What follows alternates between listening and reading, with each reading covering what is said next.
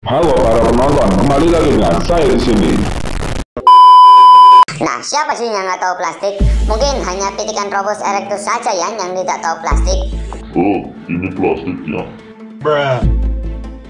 Nah, ada banyak plastik dari kehidupan kita sehari-hari, mulai dari kantong plastik, piring plastik, gelas plastik, sampah plastik, operasi plastik, pokoknya banyak lah.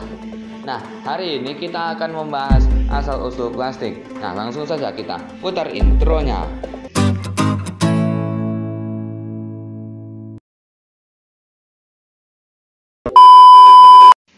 Menurut Wikipedia, istilah plastik mencakup produk polimerisasi sintetik atau semi-sintetik.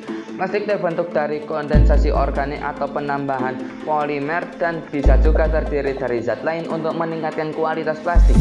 Ada beberapa polimer alami yang termasuk plastik. Plastik dapat dibentuk menjadi film atau fiber sintetik. Plastik didesain dengan variasi yang sangat banyak dalam properti yang dapat menoleransi panas, keras, ketahanan, dan lain-lain. Digabungkan dengan kemampuan adaptasinya, komposisi yang umum, dan beratnya yang ringan, dipastikan plastik digunakan hampir di seluruh bidang industri. Keberadaan plastik sudah ada sejak dulu dan sudah dipakai oleh manusia. Sebelum penemuan plastik menggunakan bahan alami seperti kayu logam ataupun yang lain, dilansir dari Wonderpolis pada tahun 1862, Alexander Parkes menunjukkan parkesin. Apa itu parkesin? Nggak tahu, tanya yang mau tanya saya. Nah, parkesin adalah plastik buatan yang berasal dari selulosa organik di pameran internasional hebat di London, Inggris. Plastik parkesin dibuat dengan melarutkan nitroselulosa atau ester nitrat, kapas atau selulosa kayu yang mudah terbakar dalam pelarut seperti alkohol atau nafta kayu. Parkesin dapat dipanaskan dan dibentuk menjadi benda yang akan mempertahankan bentuk yang diinginkan. Beberapa tahun kemudian, pada tahun 1868, John Wesley Hyatt menggabungkan selulosa organik dengan kapur untuk membuat seluloid. Kemajuan plastik terus terjadi dengan menggunakan organik lain. Baru pada tahun 1917, plastik pertama yang sepenuhnya sintetis ditemukan oleh Leo Hendrik Haeckel. Plastik itu disebut bakelit. Bakelit dibuat dengan menggabungkan fenol dan formaldehida di bawah panas untuk menciptakan reaksi kondensasi yang menghasilkan resin polimer bakelan. Dalam perkembangannya, bakelit banyak digunakan untuk membantu kehidupan manusia waktu itu.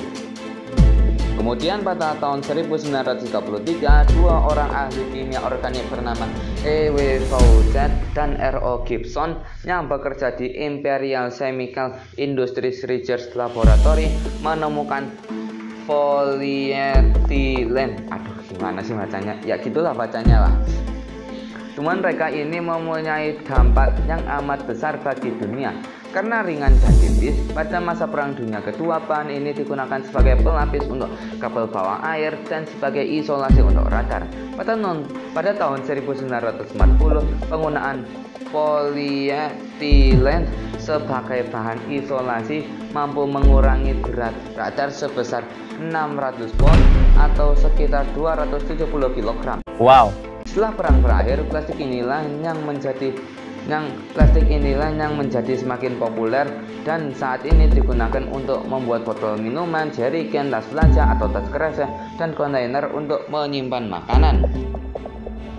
Plastik merupakan material yang baru secara luas dikembangkan dan digunakan sejak abad ke-20 yang berkembang secara luar biasa penggunaannya dari hanya beberapa ratus ton pada tahun 1930-an menjadi 150 juta ton per tahun pada tahun 1990-an dan 220 juta ton per tahun pada tahun 2005. Wow. Saat ini penggunaan material plastik di negara-negara Eropa Barat mencapai 60 kg per orang per tahun. Di Amerika Serikat mencapai 80 kg per orang per tahun, sementara di India hanya 2 kg per orang per tahun.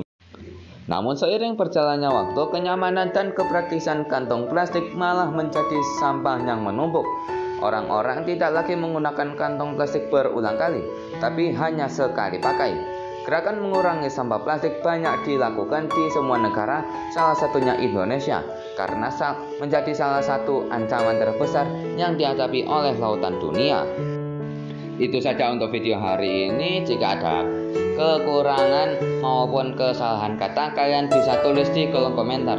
Dan jangan lupa subscribe Zafiro Alif. Sampai jumpa dan salam.